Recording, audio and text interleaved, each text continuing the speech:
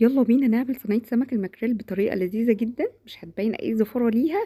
السمكة دي من الاسماك الزفرة جدا، يعني لو ما اتعملتش بطريقة مظبوطة قوي ممكن ما نعملهاش في البيت. فانا هعمل معاكم النهاردة طريقة جميلة جدا هتغير طعم السمكة خالص. يلا بينا نبتدي على طول وشوفوا النتيجة ان شاء الله تعجبكم. انا جبت توم ونزلت عليه بجزر مبشور. تمام. طبعا الكميات زي ما انتوا عايزين، وممكن لو عملتي كمية كبيرة تحطيها في الفريزر في علبة محكمة تستعملي منها على طول لما تيجي تعملي سمك. هنا نزلت بفلفل رومي وفلفل حامي، اختياري طبعا الفلفل الحامي، لو انتي عايزة تستغني عنه براحتك. تمام.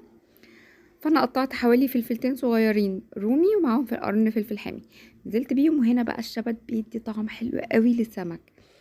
قطعت الشبت، سبت العروق وخدت الورق بس. خدت حبة حوالي معلقة كبيرة كده هوت من الشبت، والباقي هنستعمله برضو هقولكوا في ايه. ونزلت هنا بهريسة شطة، طبعا اختياري برضو زي ما انتوا حابين. وهنا بقى زيت زيتون او زيت ذرة زي ما انتوا عايزين، اي نوع زيت انتوا بتستعملوه. نزلت بشوية زيت صغيرين. تمام. وهننزل بعصير ليمون، انا كنت عصرة ليمونتين هنا كبار. تمام. بتشيلي منهم البذر عشان ما يمررش. هنزل بالليمون، وهنزل بقى بملح وشطة وكمون وكزبرة. تمام. انا حبيت اقلل كميه الشطه شويه عشان انا حاطه هريسه وقرن فلفل حامي.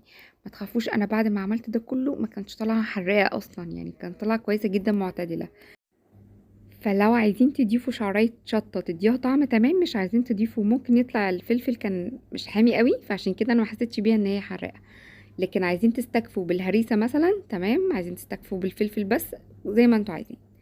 انا بقى رستهم هنا في المطحنه ناعم خالص. هنا مش هنبقى عايزين الخلطة خشنة شوية، لا انا عايزة الخلطة ناعمة خالص. السمكة بتاعتي اهي، انا حبيت اوريها لكم ان هي مغسولة ومتصفية كويس جدا. السمكة دي عشان تضمني ان هي تطلع ما فيهاش اي زفارة اغسليها كذا مرة، سيبيها تتصفى وارجعي اغسليها تاني. تمام. بالطريقة دي هتتخلصي فيها بنسبة كبيرة قوي، يعني نص موضوع الزفارة بيجي في الغسيل بتاع السمكة. فانتي اغسليها كويس جدا مرتين وتلاتة، وسيبيها تتصفى وارجعي اغسلي تاني عشان الدم المتجمد جوه ينزل خالص. بعد ما تتصفى معايا خالص ببتدي ارصها في البرام او في الصينيه اللي انت عايزه تعملي فيها. انا مش دهنه اي حاجه من تحت. احنا هنحط شويه ميه في الاخر يسووا لي السمكه بتاعتي. لكن انا قطعتها، عايزه تعمليها سليمه زي ما هي سنجاري كده زي ما انا فاتحاها، او تحشيها وتقفليها زي ما انت حابه. هنا اهو التوم بتاعي او التتبيله بتاعت السمك، بدات افردها كويس بالفرشه على السمك بتاعي. تمام. وبعد ما تخلصوا كميه السمك كلها اللي انتوا عاملينها، سيبوا السمك ده حوالي نص ساعه، هيتبل كده او هيتشبع بالتتبيله بتاعتي وهيبقى طعمه احلى كمان.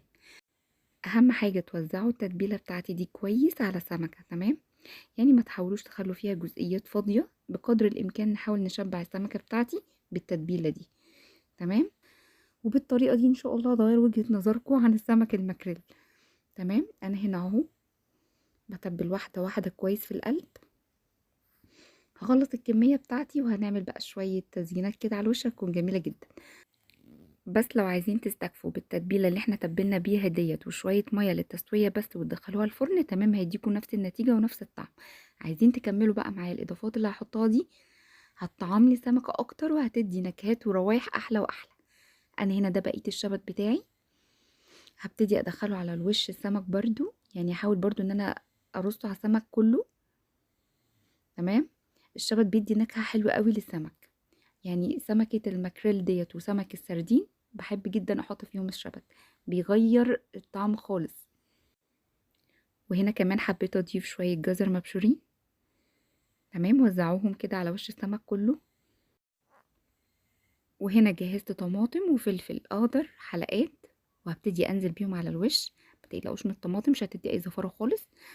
زي ما قلنا لو غسلنا السمك كويس وسيبناه يتصفى كذا مرة، انسي بقى موضوع الزفارة خالص. التتبيلة بتاعتي دي طعامة جدا، منع اي ريحة زفارة في السمكة دي. فهنا انا حبيت اوزع طماطم على الوش وفلفل. تمام. عايزين بقى هنا تضيفوا بصل، تمام مش عايزين، انا حبيت اغير في مواصفات صينية سمك الصينية لطعم تاني جديد او طعم مختلف واسهل كمان وطعمه اخف. جربوها بس من غير بصل وصدقوني هتلاقوها اخف وطعمها ألذ كتير. هنا بعد ما رصيت الطماطم وفلفل، جبت كوباية مية انا اخدت حوالي نص الكوبايه، وابتديت ان انا ادخلها ما بين السمك كده. يعني ما تحاولوش تنزلوا بالميه على وش السمك عشان التتبيله ما تنزلش عندي من على السمكه. حاولوا في الفوارغ بتاعه الصينيه ننزل بيها. فرن اوسط درجه حراره 200، هتاخد معاكم تلت ساعه لنص ساعه وهتلاقوها استوت جدا. هنفتح الشوايه لو حابين عشان نديها تشميعه بالشكل ده، وهتاكلوا بعدها احلى صينيه سمك ماكريل في الدنيا. يلا جربوها قولوا لي رايكم.